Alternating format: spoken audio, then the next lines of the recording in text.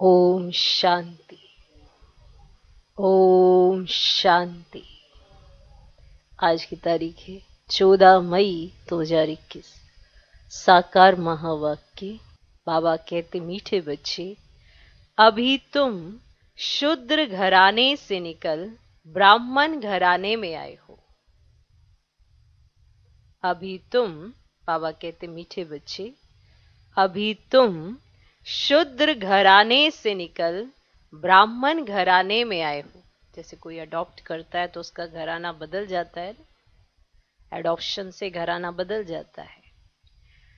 बाप ने ब्रह्मा मुख से तुम्हें एडॉप्ट किया है, तो इसी खुशी में रहो। माना घराना बदल गया, शूद्र घराने से ब्राह्मण घराने में आए। बाप ने ब्रह्मा मुख से तुम्हें एडॉप्ट किया है, माना ब्रह्मा मुख वंशावली हो गए। ब्रह्मा मुख से हमें एडॉप्ट किया है, माना हम एडॉप्टेड बच्चे हो गए।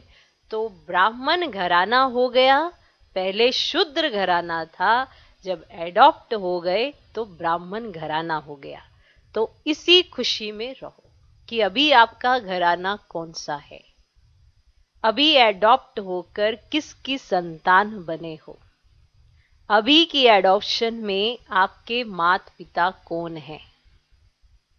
पहले के भी, दुनिया में भी जब कोई अडॉप्ट करता है, पहले के याद तो रहते हैं, पर जिन्होंने एडॉप्ट किया वो कौन है, उस बात की खुशी रहती है।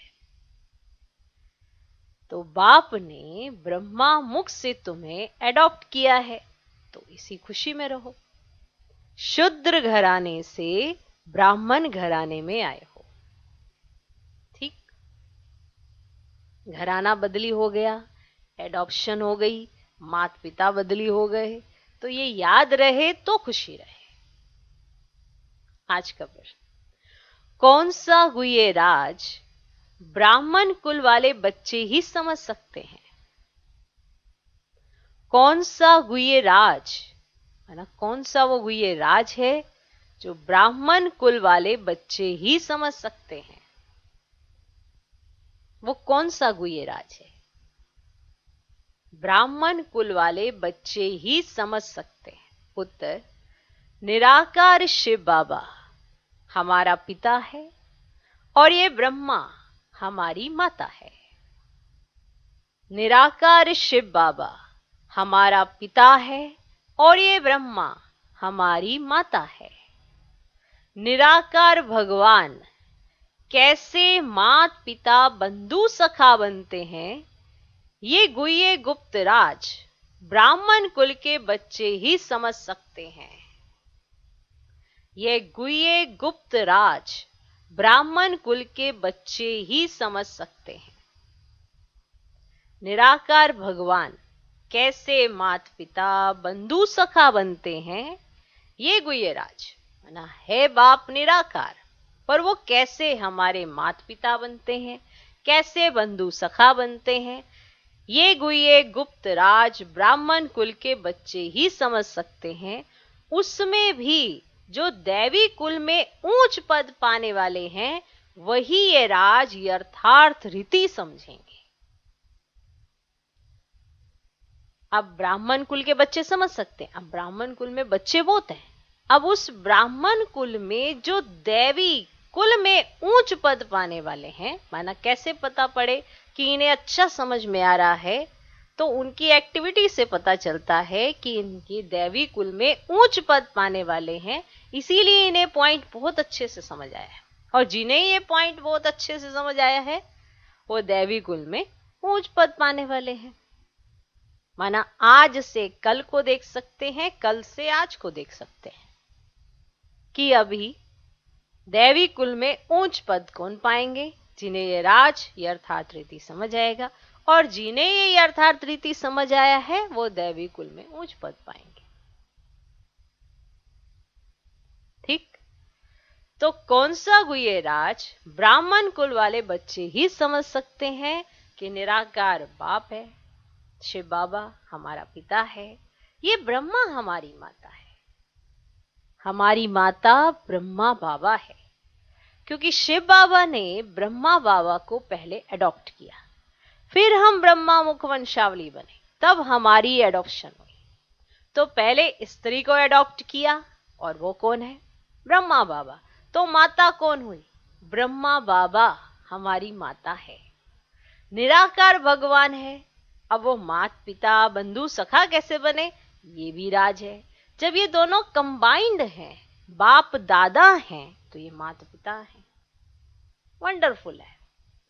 तो ये गुह्य गुप्त राज ब्राह्मण कुल के बच्चे ही समझ सकते हैं, पर उन सभी ब्राह्मण कुल के बच्चों में कौन ये अच्छी रीति समझ जाते हैं, उसमें भी जो दैवी कुल में ऊंच पद पाते हैं, माना जो संगम पर अच्छा पुरुषार्थ करते हैं, बाप की बात को समझते हैं, जानते हैं, पहचानते हैं, वो ही ये गुह्य राज, ये अर्थार्थ रीति समझ पाते हैं। ओके, ठीक। तो आज एडॉप्शन की बात हो रही है कि एडॉप्ट होकर पहले आप क्या थे, अब क्या बने हो। माता पिता अभी कौन है, क्या बनने की आपको खुशी होनी चाहिए, कैसे वो माता पिता बनते हैं, बंधु सखा बनते हैं, कैसे आपको एडॉप्ट करते हैं, आप क्या बनने वाले हो, ये सब आपको देखना है। तो आज है एडॉप्शन, कि जब भी एडॉप्ट किया जाता है तो पुराना कुल चाहे कुछ भी हो, नए कुल का ही नाम रखा जाता है। तो अभी नया कुल क्या है आपका, घराना कौन सा है? ब्राह्मण घराना। तो याद क्या रहना चाहिए? ब्राह्मण कुल, ब्राह्मण घराना, क्योंकि शुद्ध घराने से निकल के आ गए हो। जैसे गरीब का बच्चा साहूकार के घर में जन्म माना लेता नहीं है, लेकिन वहां पे एडॉप्ट कर लिया जाता है, तो उसे नशा ये रहता है कि मैं साहूकार की संतान हो गया, क्योंकि वो एडॉप्ट कर लिया गया। तो एडॉप्शन का अर्थ समझ जाना चाहिए। तो जैसे ऐसे एडॉप्ट करने से उसका घराना बदली हो जाता है और उसको खुशी रहती है, ऐसे ही हम ब्राह्मण बच्चों को खुशी होनी चाहिए कि कल हम क्या थे, आज हम क्या बने, हमें कैसे एडॉप्ट किया गया है, कैसे परमात्मा ने अपनाया है, कैसे ब्रह्मा मुख से हम उनकी संतान बने हैं, कैसे ब्रह्मा बाबा हमारी माता है और शिव पिता तो पिता है ही। तो कौन से घराने में थे, अभी कौन से घराने में आ गए। तो इस एडॉप्शन का अर्थ जिसको समझ में आ गया सही मायने में, उसको पता होगा कि ये माता पिता कैसे हैं, बंधु सखा कैसे हैं, हमारे सर्वस्व कैसे हैं।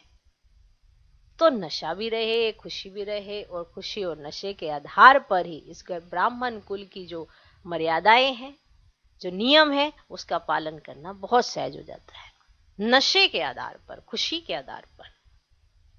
ठीक, अच्छा, ओम शांति। बच्चे बैठे हैं, समझ रहे हैं कि हमारा बाप दादा आया हुआ है। बाप तो इकट्ठा हो जाता है दादा के साथ, तो कहेंगे बाप दादा आए हैं। वह टीचर भी है। बाप दादा के बिगड़ तो कुछ बता ना सके। अब बाप कौन? निराकार शिव बाबा। दादा कौन? ब्रह्मा बाबा। तो अब शिव बाबा दादा माना ब्रह्मा बाबा के बिना तो कुछ बता ना सके। बुद्धि चलनी चाहिए, क्योंकि ये नई बात है ना। अज्ञान काल में याद करते हैं सिंगल को, कहेंगे हमारा गुरु फलानी जगह है, उनके शरीर का नाम जानते हैं, हमारा बाबा हमारी माँ फलानी जगह है, उनका नाम रूप सब कुछ है। मनुष्यों ने फिर शॉर्ट में लिख दिया है, मनुष्यों ने जो बनाया है उनमें कुछ ना कुछ रोंग है। भल गायन है, तमेव माता च पिता तमेव, ये एक के लिए ही गाया जाता है, ब्रह्मा के लिए भी नहीं गाया जाता है। उनका नाम रूप बुद्धि में नहीं आता, ना विष्णु का ना शंकर का। गाते तो हैं, तो मात पिता हम बालक तेरे, तो भी बुद्धि ऊपर में जाएगी। कृष्ण को याद कोई कर ना सके, याद फिर भी निराकार को ही करेंगे। उनकी महिमा है तो बाप समझाते हैं। यहां जब बैठते हो तो लौकिक संबंध से बुद्धि योग निकाल, पारलौकिक बाप को याद करो। यहां जब बैठते हो तो लौकिक संबंधों से बुद्धि निकालो, पारलौकिक बाप को याद करो। इस समय यह सम्मुख है। भक्ति मार्ग में जो गाते हैं तो आंखें ऊपर करके कहते हैं, तुम मात पिता हम बालक तेरे। हे भगवान के याद करते हैं। भगवान जब कहते हैं तो शिवलिंग को भी याद नहीं करते, तोते मिसल ऐसे ही गाते हैं। लक्ष्मी नारायण के लिए भी ऐसे नहीं कह सकते, ये तो महाराजा महारानी, उनका बच्चा ही माता पिता कहेंगे। अब ऐसे नहीं कि लक्ष्मी नारायण को सारे ही माता पिता कहने लग जाएं, ऐसा भी नहीं है। उनका बच्चा ही उन्हें माता पिता कहेंगे, बंधु नहीं कहेंगे, नहीं कहेंगे ना। ऐसे थोड़ा बंधु भी कहने लगेंगे, माता पिता भी कहने लगेंगे, नहीं कहेंगे ना। भक्त लोग गाते हैं पतित पावन, परंतु ये बुद्धि में नहीं आता कि शिवलिंग होगा, ऐसे ही सिर्फ कह देते हैं हे भगवान। हे भगवान किसने कहा, किसको कहा, कुछ भी पता नहीं। अगर ये ज्ञान होता, मैं आत्मा हूं, उनको बुलाता हूं, तो ये समझे ना कि वे निराकार परमात्मा है, उनका रूप ही लिंग है।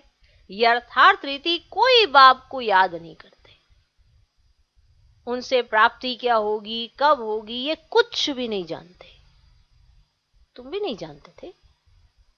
मैंने ऐसा नहीं कि हमें कुछ ज्यादा ही समझ आ गई है, पहले हम भी ऐसे ही थे, तुम भी नहीं जानते थे। अभी तो बाप के बने हो, तुम जानते हो। हमको शिव बाबा ने ब्रह्मा द्वारा अपना बच्चा बनाया है। क्या किया है? अपना बच्चा बनाया है ब्रह्मा द्वारा। ये ब्रह्मा मां है, इस ब्रह्मा माता द्वारा शिव बाबा ने एडॉप्ट किया है। इस समय तुम अच्छी रीति जानते हो, हम शिव बाबा के बच्चे हैं। साकार में फिर प्रजापिता ब्रह्मा के बच्चे हैं। प्रजापिता ब्रह्मा द्वारा मनुष्य सृष्टि रचते हैं। ऐसे नहीं कि कोई नई सृष्टि रचते हैं, नहीं, इस समय आकर गोद में लेते हैं, एडॉप्ट करते हैं। तो आज एडॉप्शन समझ में आ गई तो ये पॉइंट क्लियर हो जाएगा। इस समय बाबा हमको गोद में लेते हैं, एडॉप्ट करते हैं। अब माता पिता कहते हैं तो शिव पिता ठहरा और माता ब्रह्मा ठहरी, उनको कहा जाता है माता पिता। बाप ब्रह्मा द्वारा कहते हैं तुम आत्माएं मेरे बच्चे हो। फिर आत्मा को बैठ पहचान देते हैं कि आत्मा क्या है।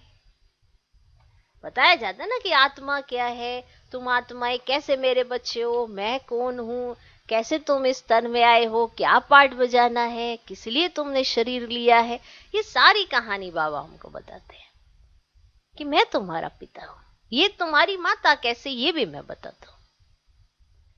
अब कहते भी हैं कि भृगुटी के बीच में रहती है, स्टार मिसल है, और कुछ भी नहीं जानते। ये कह ही ना सके कि आत्मा 84 जन्म भोगती है, आत्मा शरीर द्वारा पाठ बजाती है। भिन्न भिन्न नाम रूप देश काल से आत्मा एक शरीर छोड़ती है तो सारा परिवार ही बदल जाता है। आपको बताया था ना कैसे एक शरीर छूटते दूसरे शरीर में जाते पूरे किरदार बदल जाते हैं। थी तो वो आत्मा ही ना। जब वो उस परिवार में होती है तो उन्हीं संबंधों के बीच में है, और जैसे ही वो शरीर बदली करती है तो जिस परिवार में जन्म लेती है वही परिवार उसका हो जाता है। तो सारा परिवार बदल गया ना, सारा परिवार ही बदल जाता है। कोई एडॉप्ट करते हैं तो परिवार ही बदल जाता है। अब मान लो किसी ने गरीब के घर में जन्म ले लिया, लेकिन एडॉप्ट उसको साहूकार ने कर लिया, तब भी सारा परिवार ही बदल जाता है। इतनी वंडरफुल बातें हैं।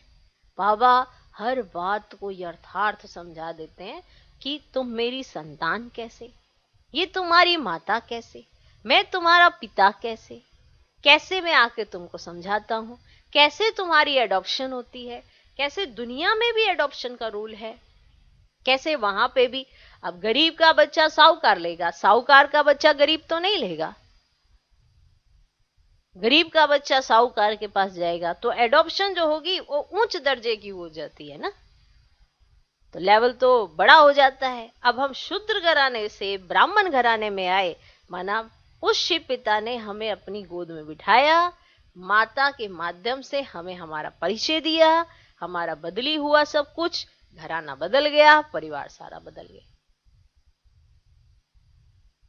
तो भिन्न भिन्न नाम रूप देश काल से आत्मा एक शरीर छोड़ती है तो सारा परिवार ही बदल जाता है। मान लो किसी ने भारत में शरीर लेकर उसमें पार्ट बजाकर फिर शरीर छोड़ा और जाके लंदन में जन्म लिया।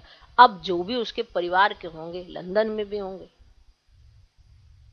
और हाँ कुछ भारत में भी होंगे, लेकिन वो तो रहेगी तो आत्मा लंदन की ही ना, क्योंकि उसने तो जन्म ही वहां ले लिया। अब पहले वो भारत में थी, अब वो लंदन में है। आत्माएं ऐसे पार्ट बदली करती है। ठीक, अब कोई गरीब होगा भारत में होगा और उसको अडॉप्ट लंदन वाली किसी फैमिली ने कर लिया तो वो चली गई, तो बदल गया ना उसका सारा परिवार। ये सारी चीजें बाबा समझाते हैं। कोई अडॉप्ट करते हैं तो परिवार ही बदल जाता है। माता पिता जिससे जन्म लिया उनको भी जानते हैं, मालूम रहता है कि हाँ भाई इन्होंने हमें जन्म दिया है। फिर जो अडॉप्ट करते हैं उनके घर का बन जाते हैं, फिर जिसने अडॉप्ट कर लिया उसके घर का हो जाते हैं वो। यहां तुम शुद्र घराने से निकल अब ब्राह्मण घराने में आए हो। ब्रह्मा तन से तुमको अडॉप्ट किया है, तुम तो ब्राह्मण कुल में आ गए। ये बातें शास्त्रों में नहीं लिखी जा सकती, ये समझाया जाता है, लिखने से कोई समझते ही नहीं। अब ये समझाया जाता है कि इसका ये अर्थ है, इसका ये अर्थ है, इसका ये अर्थ है, ये समझाया जा सकता है। लिखने से तो किसी को समझ भी नहीं आता। एडॉप्शन नाम तो है, लेकिन परमात्मा कैसे अडॉप्ट करते हैं ये तो किसी को समझ भी ना आए। अभी तुम बच्चे ही जानते हो, हम परम पिता परमात्मा की संतान बने। ये हो गई माँ। तो माँ कौन?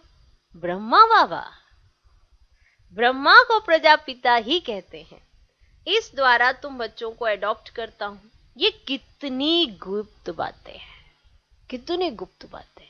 कैसे इनके द्वारा हमारी अडॉप्शन हो जाती है, हम ब्राह्मण बन जाते हैं, मुखवंशावली हो जाते हैं। तो वर्षा जो मिलता है शिव पिता के द्वारा आप बच्चों को मिलते हैं, क्योंकि आप उनकी संतान हो जाते हो। पूरा अच्छे से क्लियर करके बाबा ने समझाया। इस द्वारा तुम बच्चों को अडॉप्ट करता हूं। इस द्वारा किस द्वारा? ब्रह्मा माँ द्वारा। ये कितनी गुप्त बातें हैं, सिवाय सम्मुख के कोई समझ ना सके। समझेंगे भी वह जो इस ब्राह्मण कुल के होंगे, दैवी कुल में ऊंच पद पाने वाले होंगे। नए किसकी बुद्धि में ये बातें बैठेंगी ही नहीं। ना बुद्धि में बैठेगा, ना किसको समझा सकेंगे। तुम्हारे में भी नंबर 1 पुरुषार्थ अनुसार है, जिनकी बुद्धि में बैठता है। गाया जाता है तमेव माता च पिता तमेव, याद किया जाता है शिव बाबा को। फिर कहते हैं तो माता पिता, एक बाप फिर माता पिता कैसे? ये बातें और कोई समझा ना सके। जैसे शास्त्रों में व्यास ने जो लिखा है वह मनुष्यों ने कंठ कर लिया है, वैसे तुमको भी कहेंगे, तुमको कोई ने बताया है, तुमने कंठ कर लिया है। आपको भी ऐसे कह देंगे कि तुमने तो कंठ कर दिया है। नए मनुष्य के लिए समझना बड़ा मुश्किल है। यहां रहने वाले भी कोई किसको इतना भी समझा नहीं सकते, जो यहां रहते हैं वो भी कहीं किसी को इतना समझा नहीं सकते। तुम आत्मा हो, तुम्हारा बाप परमपिता परमात्मा है, वे बेहद का बाप ही बेहद का वर्षा देते हैं। वर्षा दिया था, फिर पुनर्जन्म लेते लेते 84 जन्म पूरे हुए, अब बाप फिर वर्षा देने आए हैं। ये किसको समझाना कितना सहज है। तुम मात पिता किसको कहा जाता है? विचार की बात है ना। किसको कह रहे हो मात पिता? कौन है माता, कौन है पिता? शिव बाबा के लिए नहीं लगा सकते, मात पिता नहीं लगा सकते, लेकिन मात पिता कब है? वो कब मात पिता? जब ब्रह्मा तन में शिव बाबा आए तो बनता मात पिता। वो माता ब्रह्मा और पिता शिव, तो हम बनते ब्रह्मा मुखवंशावली, तो हम ब्राह्मण क्रिएट होते, तब हम एडॉप्ट होते, तब हम शुद्र घराने से ब्राह्मण घराने में आते। इतनी ये बात भी है, और जिसे समझ में आ गई उसे दोबारा संशय नहीं आ सकता। जिसको ये बात समझ में आ गई कि ब्रह्मा माता कैसे, शिव पिता कैसे, और दोनों कंबाइंड कैसे, इसीलिए कंबाइंड स्वरूप में बाप दादा कैसे, तो जो ये समझ गया उसे सब समझ आ गया, फिर संशय उठाने की जरूरत ही नहीं। तो माता पिता किसको कहा जाता है? विचार की बात है। ब्रह्मा द्वारा अडॉप्ट करते हैं, फिर मां भी जरूर चाहिए। चलो ब्रह्मा द्वारा अडॉप्ट करते हैं, फिर मां भी जरूर चाहिए। तो जो अनन्य बच्ची होती है, ड्रामा प्लान अनुसार उनको जगत अम्बा का टाइटल दिया जाता है। जो अनन्य बच्ची है, ड्रामा प्लान अनुसार तो उनको जगत अम्बा का टाइटल दिया जाता है। मेल को जगत अम्बा नहीं कह सकते, इनको जगत पिता कहेंगे। जगत पिता। अब जगत अम्बा नहीं कह सकते, इनको क्या कहेंगे? जगत पिता। ये भी कितनी गुह्य बात है कि अनन्य बच्ची को एडॉप्ट किया। ठीक, अनन्य बच्ची होती है, ड्रामा प्लान अनुसार उनको जगत अम्बा का टाइटल दिया जाता है। मेल को जगत अम्बा नहीं कह सकते, उन्हें जगत पिता कहेंगे। इनको जगत पिता कहेंगे। इनका प्रजापिता नाम मशहूर है। अब नाम कौन सा मशहूर है ब्रह्मा के साथ? प्रजापिता। इनका प्रजापिता नाम मशहूर है। अच्छा, प्रजा माता कहां? एडॉप्शन की बात हो रही है ना, तो इसे सारी परतें खुली जा रही हैं। अच्छा, प्रजा माता कहां? प्रजा पिता कहा जाता है, प्रजा माता कहां? तो एडॉप्ट किया जाता है माता को। आदि देव तो है, फिर आदि देवी को मुकर्रर किया जाता है। जगत अम्बा तो एक ही है, उनकी ही महिमा है। जगत अम्बा पर कितना मेला लगता है, परंतु उनके ऑक्यूपेशन को कोई नहीं जानते। कलकत्ते में काली का मंदिर है, बॉम्बे में भी जगत अम्बा का मंदिर है, शक्ल अलग अलग है। कलकत्ते में काली का मंदिर, बॉम्बे में जगत अम्बा का मंदिर, शक्ल अलग अलग है। जगत अम्बा है कौन, ये कोई नहीं जानते। उनको भी भगवती कहते हैं। अब जगत अम्बा को भगवती नहीं कह सकते, वह तो ब्राह्मणी है, ज्ञान ज्ञानेश्वरी है, उनको बाप से ज्ञान मिला है। तुम सब जगत अम्बा के बच्चे हो, ज्ञान सुनकर फिर सुनाते हो, तुम्हारा धंधा ही है हुआ। तुमको ईश्वर पढ़ाते हैं, कोई मनुष्य नहीं पढ़ाते हैं। ये ब्रह्मा भी तो मनुष्य है, मनुष्य कोई को भी पावन बना नहीं सकते। तो ये सारे जो कंट्रास्ट है ना, ये समझने के हैं। जब ये समझ में आ जाते हैं तो कोई ये कहते हैं ना कि आप इनको याद करते हो। इनको कैसे याद करते हैं? इनका तो रिगार्ड करते हैं, इनका सम्मान करते हैं। एक टीचर का सम्मान किया जाता है और पढ़ाई को याद किया जाता है। टीचर को स्मृति में रखा जाता है, एक आइडियल की तरह रखा जाता है, पर याद तो पढ़ाई की जाती है। तो ये कंट्रास्ट नहीं समझ में आता तो वो मूंझ जाते हैं कि आप याद इनको करते हो। ब्रह्मा बाबा को याद नहीं करते, याद शिव बाबा को करते हैं। पर जिन ब्रह्मा बाबा के माध्यम से ये सब इतना बड़ा कार्य चला, रिगार्ड कितना होना चाहिए। उस रिगार्ड के बेस पर ही तो शिव पिता की याद आएगी। तो रिगार्ड जितना ज्यादा, उतना शिव बाबा की याद नेचुरल होती है। तो समझने की जरूरत है। तो तुमको ईश्वर पढ़ाते हैं। अब जिसको पता पड़ जाए ईश्वर कौन, मनुष्य कौन, तो कंट्रास्ट तो क्लियर हो गया ना। अब ये समझ भी तब आता है जब ये माता पिता कैसे, ये समझ में आता हो। कोई मनुष्य नहीं पढ़ाते, ये ब्रह्मा भी तो मनुष्य है। मनुष्य कोई को भी पावन बना नहीं सकते। मनुष्यों की बुद्धि इतनी डल हो गई है जो कुछ भी समझते नहीं है। सब बातें बिल्कुल साफ और स्पष्ट है, लेकिन डल बुद्धि होने के कारण समझ ही नहीं आती, क्या क्यों ही करते रहते हैं।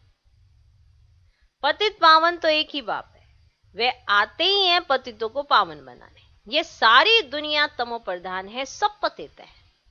नई दुनिया पावन, पुरानी दुनिया पतित। पुरानी दुनिया में है नरकवासी, नई दुनिया में है स्वर्गवासी। बुद्धि भी कहती है सत्युग में सिर्फ भारतवासी देवी देवताएं होंगे और कोई नहीं थे। अभी तुम बच्चों को ये ज्ञान मिला है। नई दुनिया में पहले सूर्यवंशी देवता थे, फिर चंद्रवंशी हुए, तो सूर्यवंशी पास्ट हो गए। चंद्रवंशी के बाद फिर वैश्यवंशी आते हैं बरोबर। लक्ष्मी नारायण का राज्य था। अच्छा, उनके आगे क्या था? अब लक्ष्मी नारायण के राज्य के आगे क्या था ये कोई समझ ही ना सके। तुम बच्चों को बाप ने चक्र का राज समझाया है। द्वापर में है वैश्यवंशी, अब कलयुग में होते हैं शूद्रवंशी। अभी तुम जानते हो ना हम ब्राह्मण बने हैं, तुमको बाप ने अपना बनाया है, अर्थात शूद्र धर्म से देवता धर्म में ट्रांसफर किया है। अब सूर्यवंशी चंद्रवंशी तो है नहीं, ना लक्ष्मी नारायण का राज्य है ना राम राज्य है। और अब है कलयुग का अंत। कलयुग के बाद जरूर सत्युग आएगा। अब कलयुग में यह पुरानी पतित दुनिया है, महान दुखी है, इसलिए देवताओं की जाकर महिमा गाते हैं, माथा टेकते हैं। अच्छा, लक्ष्मी नारायण को यह राज्य किसने दिया? कोई है जो बता सके? कोई के भी ख्याल में नहीं होगा, क्योंकि बुद्धि में है कलयुग अभी बच्चा है, 40,000 वर्ष पड़े हैं, इसलिए ख्याल आता ही नहीं है। अभी तुमको ये ख्याल आता है। कई बच्चे कहते हैं हमें याद नहीं रहती। क्यों नहीं रहती? क्यों नहीं रहती? क्योंकि सवेरे सवेरे उठकर याद में बैठकर धारणा नहीं करते। सवेरे सवेरे उठकर याद में बैठकर धारणा नहीं करते, कहते याद नहीं रहती। आज याद में मेहनत क्यों लग रही है? क्योंकि कोई दुख नहीं है, कोई तकलीफ नहीं है, तो सहज हो गए। जैसे ही कोई दुख और तकलीफ आती, किसकी याद आती है? आती है ना भगवान की याद। तो उस समय कोई समय देखा जाता है, वो तो दिन रात सुबह शाम ऑटोमेटिकली है, क्योंकि दुख ही इतना है। तो कई बच्चे ऐसे कहते याद नहीं रहती। अब याद रहे कैसे? तुम्हें तो बैठकर धारणा करना नहीं आ रहा, तो सवेरे सवेरे उठकर याद में बैठकर धारणा नहीं करते। समझते भी हैं, फिर किसको समझा नहीं सकते, यह तो जरूर होगा। सब एक रस तो समझदार बन ना सके, समझदार भी चाहिए, बेसमझ भी चाहिए। वो समझदार तो जाकर राजा रानी बनेंगे, जो संगम पर समझदार होगा। समझदार का मतलब क्या होता है? समझ का सही स्थान पर इस्तेमाल करना, उसे कहा जाता है समझदार। ये नहीं कि मैं अपने आप में सोचूं मैं बड़ी समझदार, मैं बड़ी समझदार, और आई सिचुएशन और बेअकल, काम कार्य करा ही नहीं, बुद्धि का इस्तेमाल ही नहीं किया। किस तरह से कार्य करना चाहिए, कोई भी कार्य हो, चाहे स्थूल सूक्ष्म कोई भी कार्य हो, समझ की तो जरूरत पड़ती है। और वो समझ डायरेक्ट बाबा रोज सुबह सुबह देते हैं, फिर भी इस्तेमाल ना कर पाए तो कैसे कहें उसको समझदार? अब जो बहुत समझदार बनेंगे, बाबा की डायरेक्शंस पर चलते होंगे, श्रीमत का पालन करते होंगे, तो वो राजा रानी ही बनेंगे। समझदार भी चाहिए, बेसमझ भी चाहिए। बहुत समझदार तो जाकर राजा रानी बनेंगे। जितना जितना जो जास्ती समझते और समझाते हैं, उनका नाम बाला होता है। जो समझते भी हैं, समझाते भी हैं, तो उनका नाम बाला होता है। प्रदर्शनियां होती हैं तो लिखते हैं ना, बाबा फलानी को भेज दो। माना जो अच्छे से समझ रहा है, जो अच्छे से समझा रहा है, तो नाम तो बाला होता है ना उनका। तो क्या कहा जाता है? बाबा को चिट्ठी लिखते हैं कि बाबा प्रदर्शनी है, ये फलानी को भेज दो। तो क्या तुम नहीं समझा सकते हो? माना बाबा तो पूछेंगे ना, अच्छा तो इसका मतलब क्या हुआ कि तुम नहीं समझा सकते हो? माना तुमने समझा नहीं है ना पूरा, तभी तो तुम समझा नहीं पाते और कहते हो कि फलानी को भेज दो। बाबा उनकी प्रैक्टिस जास्ती है, से कहते बाबा उनकी प्रैक्टिस जास्ती है, हम थोड़े कच्चे हैं। माना खुद में भी स्वीकार करते हैं कि हम अभी कच्चे हैं। बाबा खुद भी कहते हैं कहां से भी निमंत्रण मिलता है तो लिख कर भेजो कौन कौन है, तो हम भी देखेंगे किस किस को भेजना चाहिए। माना जैसे बाबा के पास पत्र आता है ना, कि बाबा को कहते हैं कि बाबा महारथी को भेज दो, तो फिर बाबा कहते हैं आप ऐसा करना, पत्र में लिख कर भेजना, कि हमें भी तो पता चले कि कौन कौन कैसे हैं, कि किस किस को भेजना चाहिए। सन्यासी भी उस निमंत्रण पर हैं क्या? माना सन्यासी भी उस निमंत्रण पर हैं क्या? बहुत अच्छे से ब्रह्मा कुमारी को भेजना होगा। अगर मान लो जो आपने वहां पे प्रदर्शन लगाई है, कुछ भी किया, वहां पे सन्यासी भी हैं, तो फिर वहां पर तो फिर बहुत अच्छी ब्रह्मा कुमारी को भेजना होगा। अच्छा कुमार का है, माना दादी प्रकाश में, मनोहर है, मनोहर इंदिरा दादी, गंगे है, इसमें से किसी को भेज दो। बच्चे तो ढेर हैं, जगदीश को भेज दो, रमेश को भेज दो, तुम भी समझते हो एक दो से होशियार है। यानी ये सबको समझ में आता है कि ये आत्माएं जो हैं ये होशियार हैं, है ना। समझ आए तो समझाते हैं ना। तुम भी समझते हो कि एक दो से होशियार हैं, तब तो केस एक दो से ऊपर जाते हैं। फिर हाई कोर्ट में जाओ, फिर उनसे ऊपर, उसने भी जजमेंट ठीक ना दी तो फिर उससे ऊपर जाएंगे। अब इनके ऊपर तुम रहम करो। अब ये सब बातें यहाँ होती है। अब सत्युग त्रेता में तो होती नहीं। फिर द्वापर में राजा रानी का राज्य होता है, वहां तो महाराजा महारानी ही केस संभालते हैं। केस होंगे भी थोड़े। अभी तो तमो प्रधान पतित है ना, तो बादशाह के पास केस जाएगा तो थोड़ी सजा दे देते हैं। कड़ी भूल होगी तो कड़ी सजा देंगे। यहाँ तो कितने जज वकील ढेर हैं, इतना कारोबार में फर्क है। और सत्युग में क्या होता है ये किसको पता ही नहीं। अब बाप ने समझाया है, कोई से भी पूछो, इन लक्ष्मी नारायण को जानते हो, ऐसे पूछो, जानते हो इनको? अब जैसे बिरला है, बिरला मंदिर जो बनाते हैं ना, बहुत मंदिर बनाते रहते हैं, तो कोई अच्छा बच्चा हो उनको चिट्ठी लिखे, तुम लक्ष्मी नारायण के मंदिर तो बहुत बनवाते हो, इन्हों को ये राजधानी कैसे मिली? जबकि सतयुग से तो पहले कलयुग था। ये तो मानते हो ना कि सतयुग से पहले कलयुग था। अब कलयुग में तो कुछ है ही नहीं। अब देवताओं ने तो कोई से लड़ाई नहीं की होगी।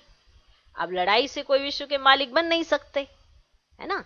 अब देवी देवताओं ने जो राज्य प्राप्त किया वो लड़ाई से तो नहीं किया होगा। फिर आखिरकार भी लक्ष्मी नारायण को ये राज्य किसने दिया? क्या किया उन्होंने ऐसा? माना उन्होंने पीछे ऐसा क्या किया था जो अगले जन्म में वो लक्ष्मी नारायण की ऊंच पोजीशन पर पहुंच गए? क्या किया था ऐसा? माना ऐसे पूछो। क्योंकि सतयुग से पहले तो कलयुग था, तो कलयुग में उसके अंत में या जब भी उन्होंने ऐसा क्या किया? क्योंकि राजाई तो लड़ाई से प्राप्त नहीं की जा सकती, तो लड़ाई से कोई विश्व के मालिक बन नहीं सकते। क्योंकि लड़ के आप किसी के ऊपर जीत पालें ऐसा तो हो नहीं सकता ना। हाँ, शांति से, प्रेम से, सद्भावना से, सहयोग से, एकता से, तभी आप किसी का दिल जीत सकते हो और तब आप उन पे राज्य कर सकते हो। और राज्य करने का आजकल का ये वाला मेथड तो रहा ही नहीं ना। सब में द्वेष, घृणा, ईर्ष्या, मैंपन, मेरापन इतना आ गया है कि हम ब्राह्मण भी देख सकते हैं कि इसी की वजह से देहाभिमान जागृत हो जाता है। तो जो ब्राह्मण देहाभिमान में इतना आ जाते हैं, तो आप सोचो कृष्ण धर्म की आत्माओं को तो कोई भी श्रीमत देने वाला नहीं है, तो उनका क्या होगा? और तुम्हें रोज श्रीमत मिलती है, फिर भी भूलते जाते हो, मैं मेरा, इसमें फंसे रहते हो। क्यों? क्योंकि कलयुग का अंत है, प्रभाव है तमो प्रधानता का। लेकिन अगर आपने एक हाथ, एक बल, एक भरोसा, एक का हाथ पकड़ा है, श्रीमत का हाथ पकड़ा है, तो आप इस पार से उस पार चले जाते हो। इसलिए वहां की आत्माएं उस शुद्ध वृत्ति के साथ आती हैं। यहाँ शुद्ध वृत्ति बनाई जा रही है क्योंकि आपके साथ परमात्मा है, तो आपको रोज गाइड कर देते हैं, ऐसा नहीं ऐसा सोचना है, ऐसा नहीं ऐसा करना है। श्रीमत का हाथ और साथ इसीलिए कि आपके जीवन का कल्याण हो, आपके चिंतन का कल्याण हो। क्योंकि वो चिंतन जो कलयुग में था, जिसकी वजह से ये द्वेष, घृणा, ईर्ष्या, मैं, मेरापन, देहाभिमान आया है, उसके चंगुल में फंसने के कारण आत्मा ने सारे मोरल्स खो दिए। अब फिर से जगाने। तो देवताओं ने तो कोई से भी लड़ाई नहीं की, फिर लक्ष्मी नारायण को ये राज्य कहां से मिला? ऐसे पूछना चाहिए जो मंदिर बनाते हैं। तो लड़ाई से कोई विश्व के मालिक बन नहीं सकते। विश्व के मालिक जो थे उन्हों के ये लक्ष्मी नारायण के चित्र रखे हुए हैं। अभी तो है कलयुग, यहां लड़ाई चलती है हथियारों की। यहाँ पे देखो जितने भी सारे हैं सब आपस में बटे बटे से हैं। क्या चल रही है? हथियारों की क्या चल रही है? लड़ाई चल रही है। बाप ने समझाया है क्रिश्चियन धर्म वाले ही आपस में मिल जाएं, आपस में प्रीत रखें, तो विश्व के मालिक बन सकते हैं। लॉ क्यों नहीं कहता? क्योंकि वो प्रीत नहीं है, वो एकता नहीं है, वो संगठन नहीं है, एक मत नहीं है, इसीलिए वो विश्व के मालिक नहीं बन सकते हैं। ये है ड्रामा में लॉ नहीं है, कायदा नहीं है। इसका मतलब ये है कि तमो प्रधानता के कारण वो एक की मत पर नहीं चल रहे हैं, इसलिए वो प्रीत नहीं रहती है। हमें रोज एक की मत मिलती है, फिर भी कहीं विपरीत हो जाते हैं, और जिसका निश्चय है वो जीत पा जाता है। इसीलिए सब नंबर वार कहे जाते हैं, और मिलती सबको श्रीमत है। विश्व के मालिक तो लक्ष्मी नारायण ही बनते हैं। बुद्धि कहती है आपस में मिल जाएं तो मालिक बन सकते हैं। आप भी मानोगे, क्योंकि उनकी आदमशुमारी बहुत ज्यादा है इस समय, और उन्होंने कन्वर्ट भी कर लिए हैं, फैसिलिटीज भी दे रखी हैं, तो बहुत ज्यादा उनकी आदमशुमारी है।